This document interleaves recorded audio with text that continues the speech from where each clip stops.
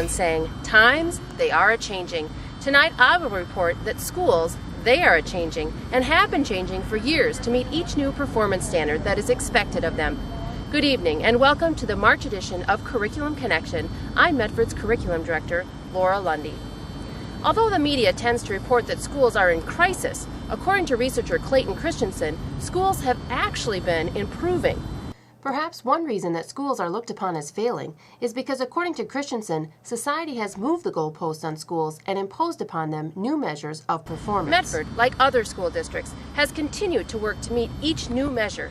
One such measure is to ensure that all students learn, which is Medford's new mission statement. No longer is it acceptable to allow students to fail. Previous curriculum connections have focused on how the elementary and middle school has worked to ensure all students learn. Tonight, we will focus on how the high school is achieving the same goal with the addition of the Medford Alternative Program, or MAP. In 2009, Medford applied for and received a grant to start MAP. MASH guidance counselor Terry Liebert says the program has filled a gap. We weren't able to get to those at-risk kids. We weren't able to get to those kids that have multiple Fs, multiple Ds. How can we help them out? They didn't want to help themselves for the most part. Our teachers were trying, but we didn't have that one person or that one go-to spot for them. We were kind of hit and miss all over the place. Mrs. Stan and I would call them in, try to work with them, but it wasn't as consistent as it needed to be.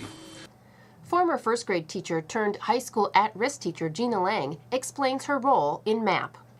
I do a lot of walking, I do a lot of chasing. I have kids that go, the kids who have the multiple Fs and Ds come to my room at study hall time, and then I sit with them and we work on things. They have access to computers.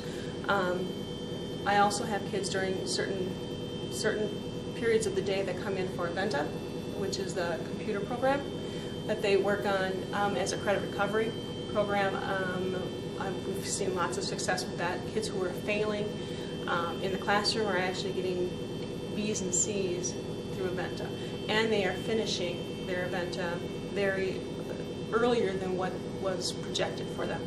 So I've seen some really good positive things with that. Liebert and Lang says teacher, student, and parent reaction to MAP has been great. Especially teachers here in the building, it's been amazing. The teachers have been able to have someone to go to share with, this is what's going on with this student or that student. They felt like that's been great.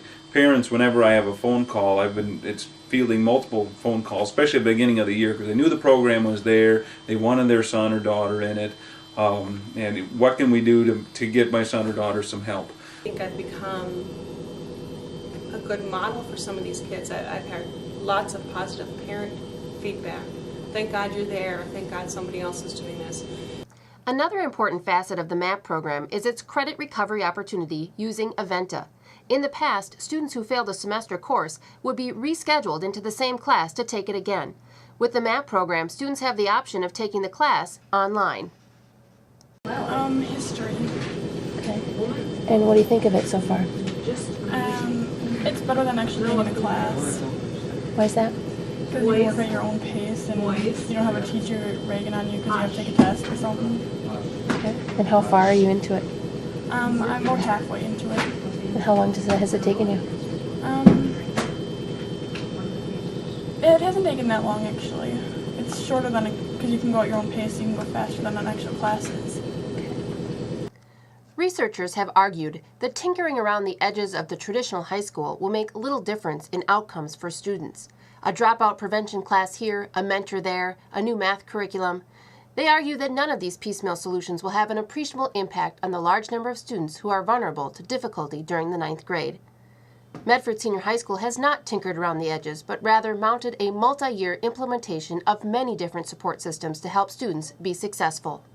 I think it's a cultural change here in the building. The building has changed a huge amount. It's gone from, here's the information, I'm going to give it to you, it's your job to know it, to here's the information, but we're going to do everything we can to make sure you know it and to make sure you understand it. And it's every teacher here in the building.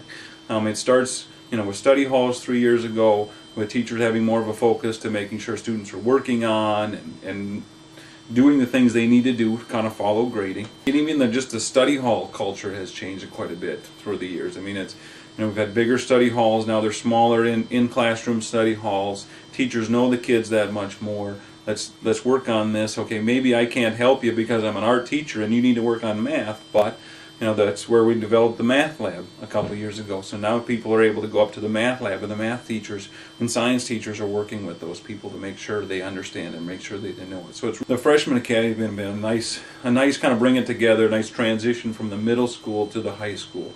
When we meet in pods, the teachers know the students. We can discuss what's working, what's not working with students. I think the students themselves feel that much more comfortable when they come up here. Their failure is our failure, so we're going to do something to change. This approach is proving to be successful. Last week, the high school REACH team met to analyze first semester's grades and found positive results. The amount of students earning F's and D's is the lowest it has ever been, with only 4.8% of freshmen earning a D, down from 7.4%, and only 1.2% of freshmen earning an F, down from 3.8%. Even with this encouraging data, high school teachers are still looking to improve, with a freshman-only day on the first day of school. As the goalposts keep changing, so does Medford's game plan. Currently, the Medford School District is working to create structures that help all students win the game of life. For Curriculum Connection, I'm Laura Lundy.